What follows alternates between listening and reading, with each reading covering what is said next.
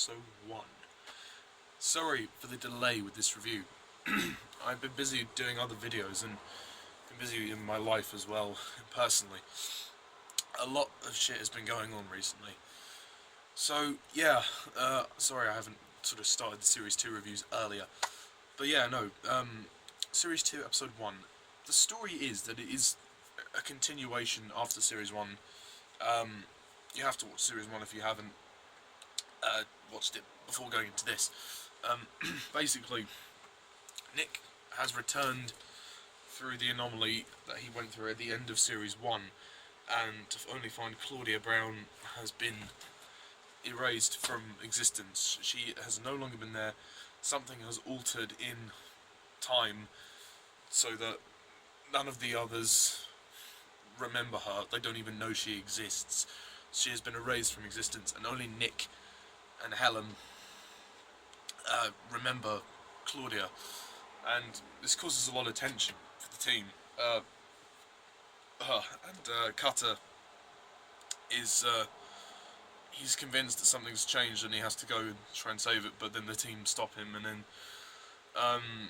he's desperately trying to convince the team of his theory that, you know, that Claudia was real and that something's happened, she's gone.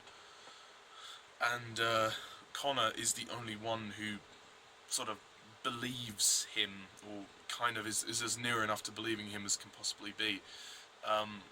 The others all think he's a bit deranged, and they head back to the Ark, which is the Anomaly Research Centre, which was not in the first series. The first series they were at the Home Office. In this episode we are introduced to the Anomaly Research Centre, which is headed by Lester, and his assistant, Oliver Leek, is basically taking on the job that Claudia had in Series 1, in trying to keep sort of things under control, be his kind of liaise. And yeah, and then the team have to go and stop a group of raptors at the, I believe it's called the Castle Rock, the Castle, or the Castle Cross, whichever one. They have to go to this shopping mall and stop these group of raptors from attacking everyone, so they close off the shop and they have to get in there, tranquilise the raptors, and put them back through the anomaly. So yeah, it's continuing after the events of Series 1, but giving you basically more of the shit that you liked in Series 1 as well, with the new kind of them going after the anomaly. Yeah, Series 2 Episode 1, as an opener, I think it's great. I really like this episode. I think it definitely, I mean, because obviously, when I watched Series 1 for the first time, and then the end of Episode 6 ended on that massive cliffhanger ending, I was really much looking forward to Series 2, and we had to wait a year for Series 2, and it was worth the wait. I mean, this episode is really good. It does keep some of that intrigue, because you're still enticed in the mystery as to what actually happened to Claudia Brown. Where is she? Like, there's been some kind of rupture in time. If you're a Doctor Who fan, you'll kind of understand a bit about this, you know, all the kind of ruptures in time and stuff. And the great dramatic scenes here are when Cutter is desperately trying to convince the team of, you know, the truth of what happened. Like, you know, and there's that scene, what, you know, he's kind of at a stationary point. He's at a point. It's like he's having a midlife crisis. He doesn't know what to do, and he's about to have a nervous breakdown. Like at the beginning of the episode, when he kind of falls to the ground. Oh, I mean, there's quite a lot of intense drama here, and also they're kind of lingering on, you know, the plot point that was introduced late in Series 1 with Stephen, with the reveal that Stephen and Helen had slept together. Oh yeah, so that remains a bit awkward. Things remain a bit awkward between Cutter and Stephen, and yeah, there's some nice scenes with those two, and you know, there's a bit of tension between them. But as the episode goes on, you start to see Cutter. Well, Cutter kind of resents Stephen, but he's not. It's not the first thing on his mind. You know, he's kind of mad at Stephen, but then again, he says to Steve, like that scene when he says to him, you know what, you could have gone with Helen, you could have left with her, but you didn't, and that's what matters. So he is actually quite thankful of the fact that Stephen remained loyal to him, and, well, obviously he slept with his wife, so, you know, not really that loyal, but, you know, when he had the decision to basically leave Cutter to do whatever and just go off with his wife, he stayed. He stayed, and that is what means a lot to Cutter. Cutter is, you know, very sort of thankful for that. But yeah, I really like Connor in this episode. I think Connor's great. He adds a lot of nice comedy in there. Abby's also good too, although I kind of feel that Abby kind of gets kind of sidelined for the second half of the episode. She's accidentally tranquilized by Connor. Whilst it's kind of a funny scene, she remains completely redundant by the end of the episode. Like, it's kind of like, oh well, she was only there for half of it, so. And I like the scenes with Connor and Cutter because it's kind of like Connor's earning a bit more respect from Cutter, and Cutter's seeing that Connor's actually, like, you know, I know this might sound a bit cheesy, but there's a bit of a father-son dynamic, I think. Connor's sort of the son he never had.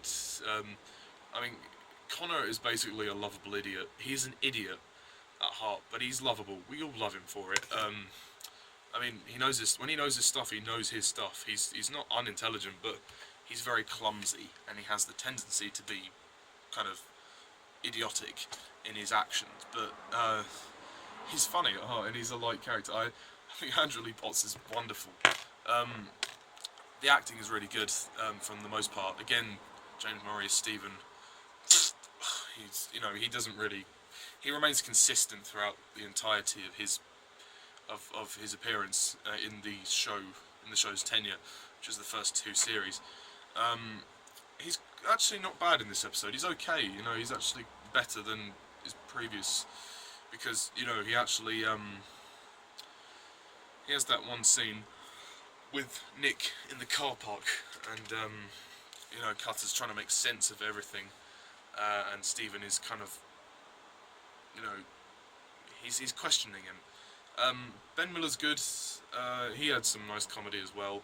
Leek, as a new character, doesn't really get to do much, but then again, Leek isn't really involved in the series much at all, to be honest. He's only there to be a side character, and, you know, he does his job very well for what he has, but yeah. And yeah, I think this episode has some great thrilling moments. There's a great scene towards the beginning when there's one of the security guards at the mall is chased by a raptor. The shots of him running are done in the first person point of view from the raptor, and then you see his hand over the door and then the blood. It's done well. I think it's done quite well. I like that bit. There's quite a bit of blood. There's some great action moments. Like there's a great bike chase in the car park. There's some great chase scenes inside the mall as well, like with the raptors.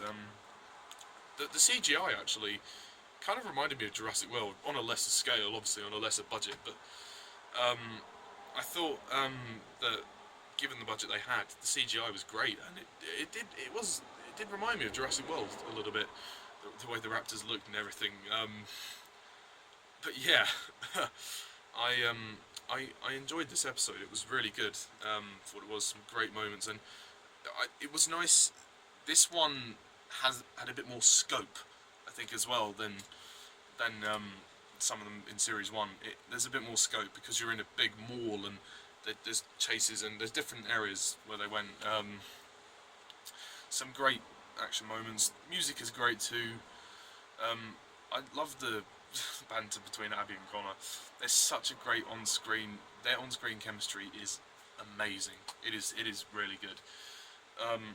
And of course, the end of the episode is built up to this new character coming in and joining the team. And shock twist! This character is Jenny Lewis, who played by Lucy Brown, who looks identical to Claudia, of course, because being played by Lucy Brown.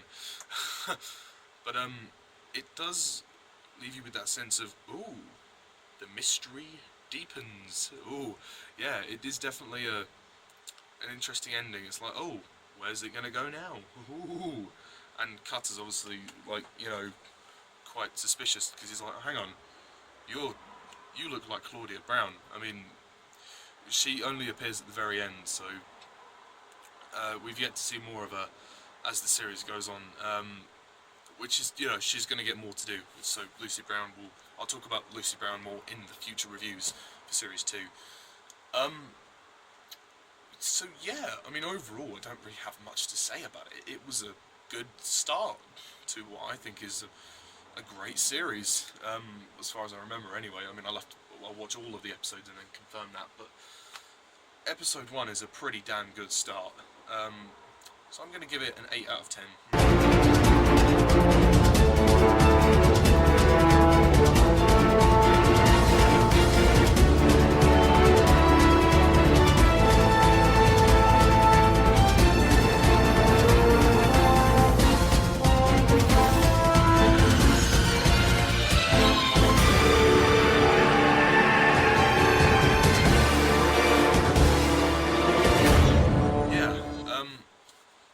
As far as production design is concerned, it's good.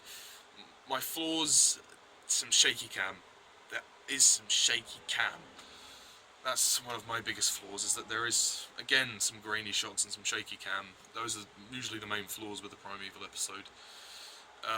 Also, I would have liked to have seen Helen, maybe, but actually, no, maybe not. It would have been nice to have.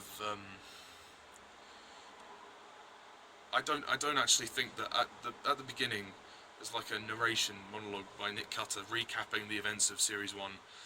I don't think that was needed. It feels a bit abrupt to me, and just kind of like that it should be like, you know, like those Doctor Who things where they have like the prequel skit things, little short film things.